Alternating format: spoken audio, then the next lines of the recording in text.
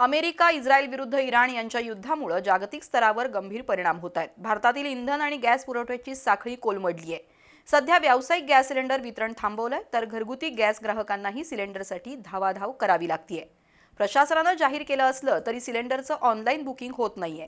दुसरीकडे केंद्रीय पेट्रोलियम मंत्री हरदीप सिंग पुरी यांनी येत्या 2 दिवसात भारतात एलपीजी गॅसचा पुरवठा सुरळीत होईल अशी माहिती दिली आहे। युद्धाच्या परिस्थितीमुळे भारतातील इंधन पुरवठ्याची साखळी पूर्णपणे विस्कळीत झाली आहे। गेल्या 8 दिवसांपासून व्यावसायिक गॅस सिलेंडर वितरण बंद झालंय। युद्ध लांबल्यास घरगुती गॅस सुद्धा मिळणार नाही या भीतीनं कोल्हापुरातील गॅस वितरण एजन्सीसमोर भल्या मोठ्या रांगा लागत आहेत। यापूर्वी घरी एक गॅस सिलेंडर नेल्यानंतर 21 दिवसात दुसरा गॅस सिलेंडर मिळत होता, पण आता तशी परिस्थिती नाही। सिलेंडर घेतल्यानंतर पुन्हा ऑनलाईन बुकिंग करण्यासाठी 21 दिवसांची मुदत दिली आहे। त्यानंतर ही मुदत 25 दिवसापर्यंत वाढवली, पण वस्तुस्थिती वेगळीच आहे।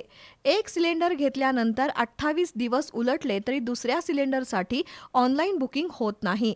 त्यामुळे ग्राहक अक्षरशः वैतागून गेले आहेत। याबाबत जिल्हा पुरवठा अधिकारी मोहिनी चव्हाण यांच्याशी संपर्क साधला असता एकाच वेळी नोंदणी वाढल्यामुळे सर्व्हरवर ताण आलाय आणि ऑनलाईन बुकिंगमध्ये व्यत्यय येतोय असं त्यांनी सांगितलं। घरातील गॅस सिलेंडर रिकामे होऊन इंधनाची पर्यायी व्यवस्था नसल्यानं अनेक कुटुंबांची कुचंबणा होतीये। त्यामुळे गॅस एजन्सीसमोर ग्राहकांच्या रांगा दिसत आहेत।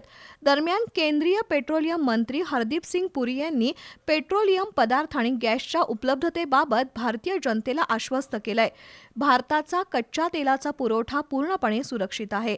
डिझेल, पेट्रोल, सीएनजी आणि एलपीजीची भारतात कमतरता नाही।